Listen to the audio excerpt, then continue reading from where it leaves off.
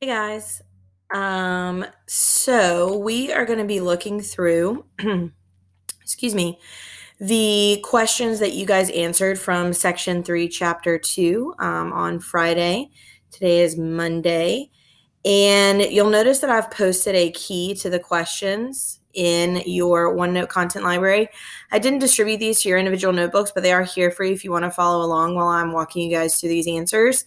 And then, of course, the questions themselves have just been written out for you here. So we're going to go through these fairly quickly. I do want to give you guys a chance to read tonight. I'm going to be asking you to finish the novel for homework tonight, and then we'll do a full in-depth review of section 3 tomorrow in class. So first question, number 2. And yeah, the questions don't correspond to the numbers here because I just picked out the ones that I wanted you to answer in particular. So we'll just kind of go in order. So the first question you answered was, quote, evidence of Winston's disorientation since arriving at the Ministry of Love. And this is just a direct quote from the novel. And I apologize, I don't have the page number for you, but I would remember this quote. And if you need it in more detail, I will provide it later for you. So had been times when consciousness had stopped dead and started again after a blank interval, but whether the intervals were days or weeks or only seconds, there was no way of knowing. So Winston is sort of existing outside of time here in the Ministry of Love. He doesn't really understand how long he's been there. Could be days, could be weeks, could be months, or as it says, only seconds. So in addition to his lack of control over his particular physical situation, there's also this sort of mental control that the party has over him as a result of his lack of awareness of time, what's going on there, and all of the ways that the ministry is put him into sort of a metaphorical dark cave. All right, number 3, what physical torture has Winston endured? Sometimes it was fits, sometimes it was truncheons, sometimes it was steel rods, sometimes it was boots. There were times when he rolled about the floor as shameless as an animal, writhing his body this way and that in an endless, hopeless effort to dodge the kicks, and simply inviting more and yet more kicks in his ribs and his belly, on his elbows, on his shin and his groins and his testicles, on the bone at the base of his spine. So what we have here is a really graphic depiction of the torture that Winston endures at the hands of the party members. He's not only physically or psychologically tortured, as we see a little bit later on, but it's the physical torture, the physical pain that he endures that's really going to take a toll on him.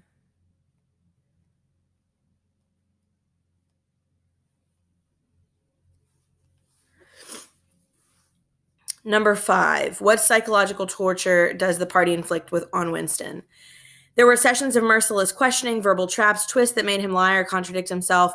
He would weep, they screamed abuse at him, and then would become kind and call him comrade, asking if he wanted the love of the party and Big Brother. So it's a sort of good cop, bad cop thing. So they basically bring him to his limit as far as physical and psychological endurance go, and then they offer him the lifeline of Big Brother. And you can kind of see just by what we've seen through the rest of the novel, this is a very helpful tool for many people who are existing in the novel, trying to save themselves or at least salvage some vestige of their life by simply giving in to Big Brother. And the overwhelming nature of the physical and psychological torture makes it so that it's very hard to resist. Then we get to this next question, number 6. What were some of the false confessions Winston offered? He said he confessed to the assassination of eminent party members, the distribution of seditious pamphlets, embezzlement of public funds, sale of military secrets, sabotage. He said he was a religious believer, an admirer of capitalism, a sexual pervert, wife murderer, friend of Goldstein, member of the Brotherhood.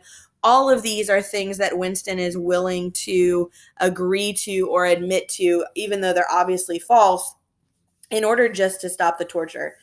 So a lot of people have a conflict here. They see Winston as a little bit weak, but I think that this is a very realistic picture of the type of helplessness that exists in somebody under these circumstances. So before you're too critical of Winston, really consider the circumstances in which he finds himself, really with no hope of escape or no hope of it ending. Then we've got a quote. The eyes grew larger and more luminous. Suddenly he floated out of his seat, dived into the eyes, and was swallowed. Whose eyes do you think appear to Winston in his dream? What might this dream foreshadow? There are several ways to interpret this scene, this dream that Winston has. One way is that they could be O'Brien's eyes, or more likely Big Brother's eyes watching him or protecting him. The dream of him diving into or being swallowed may foreshadow his eventual capitulation to the party. And then we've got another quote. He was rolling down a mighty corridor, a kilometer wide, full of glorious golden light. There's that phrase again. Roaring with laughter and shouting out confessions at the top of his voice. O'Brien, Julia, Mr. Charrington, all rolling down the corridor together and shouting with laughter. Everything was all right. There was no more pain. The last detail of his life was laid bare, understood, forgiven. What might the golden light symbolize, and what might the dream symbolize? So the golden light reminds us of the golden country of Winston's dreams, which was a place of contentment and freedom for Winston. The dream may symbolize the only way that Winston could be free is through binding with the party. Number 10. Now, this is an interesting question. I put a star next to this one. What are Winston's feelings toward O'Brien throughout his experience at Mini Love? How might you account for these feelings? And this is another quote. All through his interrogation, although he'd never seen him, he had the feeling that O'Brien was at his elbow, just out of sight. It was O'Brien who was directing everything. It was he who set guards onto Winston and who had prevented them from killing him. It was he who decided when Winston should scream with pain, when he should have a respite, when he should be fed, when he should sleep, when the drugs should be pumped into his arm. It was he who asked the questions and suggested the answers. He was the tormentor. He was the protector. He was the inquisitor. He was the friend.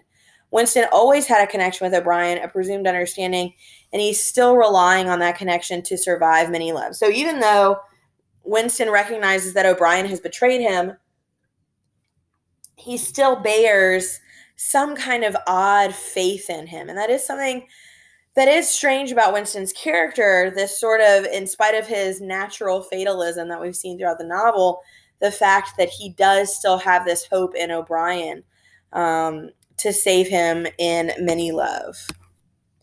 All right, we're going to scroll down here. Last two questions. Another quote. Reality exists in the human mind and nowhere else, not in the individual mind, which can make mistakes and in any case soon perishes, only in the mind of the party, which is collective and immortal. Paraphrase this O'Brien statement. How is this an effective ministry of love method? I would also star this question. This is a really important idea. O'Brien points out that humans are fallible, susceptible to mistakes, and actually likely to make mistakes. The party, however, is never wrong. It is omniscient and infallible because they create the truth. The only way to survive is to merge with the party, think as they do, abandon any thought of individual thought, abolish curiosity or inquisitiveness, go with the flow of the party thought. This is what the Mini Love does. It has citizens recognize that alone they have no strength, only with the party are they invincible. So this goes back to the idea that we've been talking about reality control and the relative nature of truth that the party is trying to create.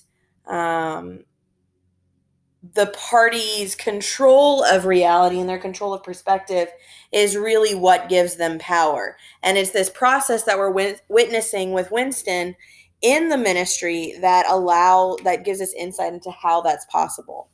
All right, last one, and this is kind of related to the question before it. Summarize the how many fingers do you see conversation. What is O'Brien's final point about the power of the party? O'Brien holds up 4 fingers. Winston sees 4. O'Brien says, what if the party says there are 5? Winston holds firm with 4. After several wrenchings from the bed, O'Brien's fingers are a blur, and Winston can't tell if he sees 4 or 5 or more or less. O'Brien says, better. He'd rather have Winston uncertain at least. Eventually, Winston will crave answers whether they make sense or not. The answers he will receive will be those of the party. This is Winston beginning to finally capitulate to the party. Okay, so I'm gonna leave these here for you. If you want to review some of the other ones, that's fine. What you need to do for me for homework tonight is to go ahead and finish the novel, and then tomorrow we'll do a longer discussion of section 3 altogether, and then we'll move on from there before you guys head out for Easter. If you need me or you have questions about anything, please email me. I'll try and make myself available as much as possible, and y'all hang in there until the break.